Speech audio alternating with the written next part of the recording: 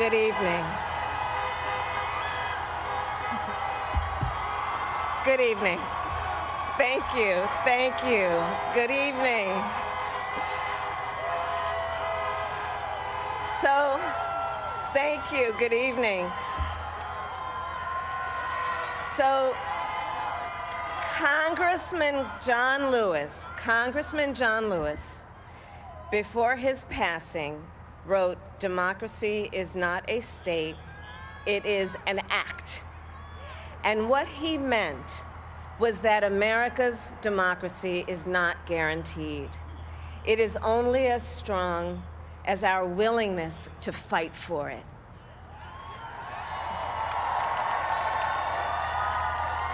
To guard it and never take it for granted. And protecting our democracy takes struggle, it takes sacrifice, but there is joy in it, and there is progress, because we, the people, have the power to build a better future.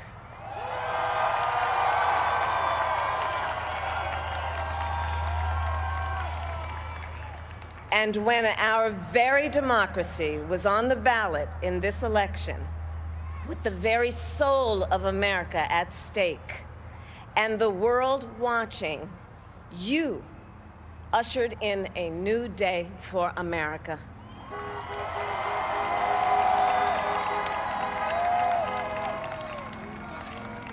To our campaign staff and volunteers, this extraordinary team, thank you for bringing more people than ever before into the democratic process. And for making this victory possible.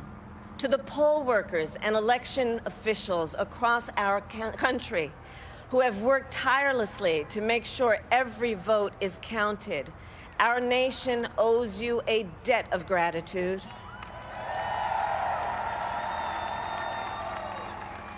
You have protected the integrity of our democracy.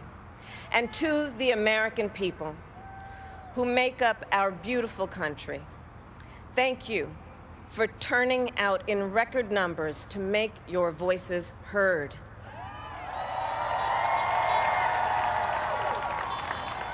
And I know times have been challenging, especially the last several months. The grief, sorrow, and pain, the worries and the struggles. But we have also witnessed your courage, your resilience, and the generosity of your spirit. For 4 years, you marched and organized for equality and justice, for our lives and for our planet. And then you voted.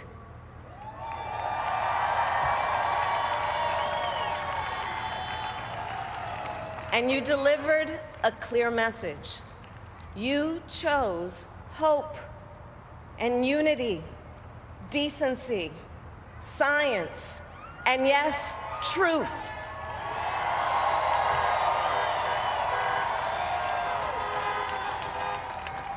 You chose Joe Biden as the next President of the United States of America.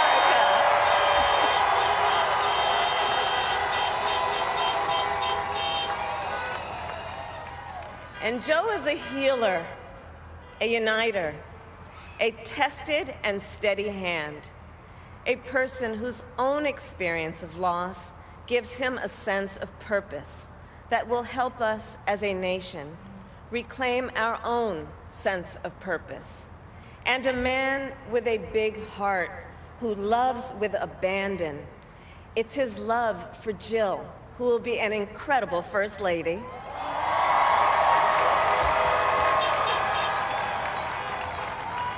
It's his love for Hunter and Ashley and his grandchildren and the entire Biden family.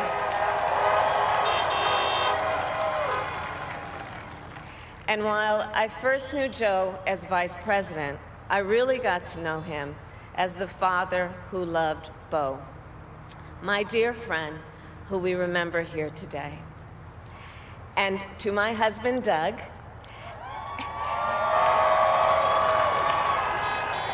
and our children, Cole and Ella, and my sister, Maya, and our whole family. I love you all more than I can ever express.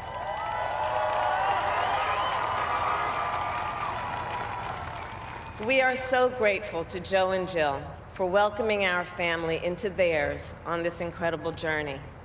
And to the woman most responsible for my presence here today, my mother, Kamala Harris, who is always in our hearts. When she came here from India at the age of 19, she maybe didn't quite imagine this moment, but she believed so deeply in an America where a moment like this is possible. And so I am thinking about her and about the generations of women, Black women,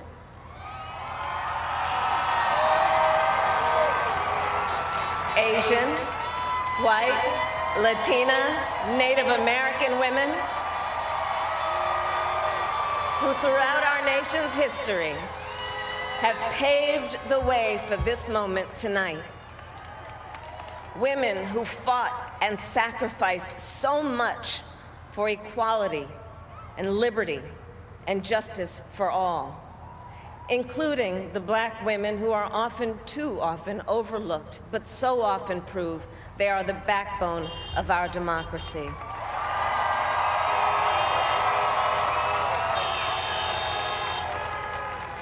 All the women who have worked to secure and protect the right to vote for over a century, 100 years ago with the 19th Amendment, 55 years ago with the Voting Rights Act, and now in 2020 with a new generation of women in our country who cast their ballots and continued the fight for their fundamental right to vote and be heard.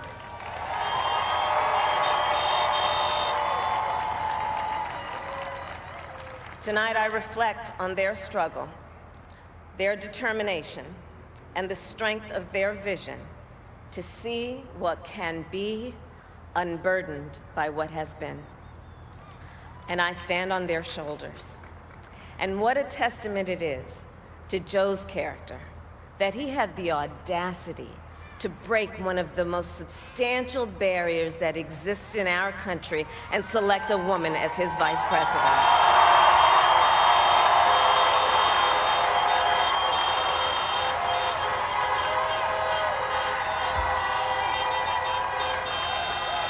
But while I may be the first woman in this office, I will not be the last.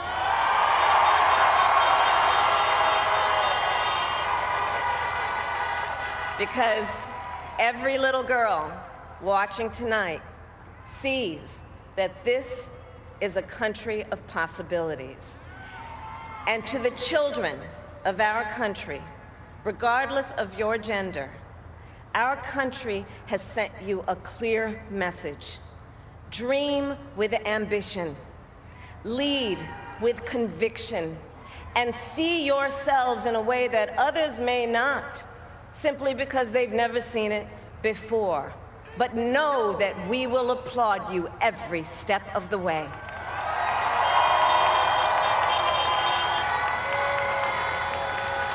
And to the American people, no matter who you voted for, I will strive to be a vice president, like Joe was to President Obama, loyal, honest, and prepared, waking up every day thinking of you and your family.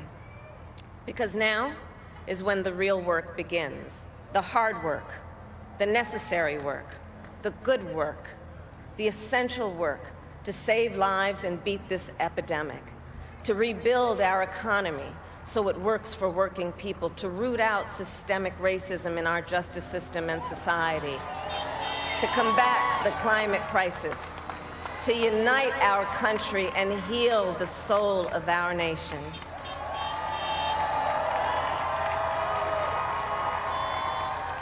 And the road ahead will not be easy, but America is ready. And so are Joe and I.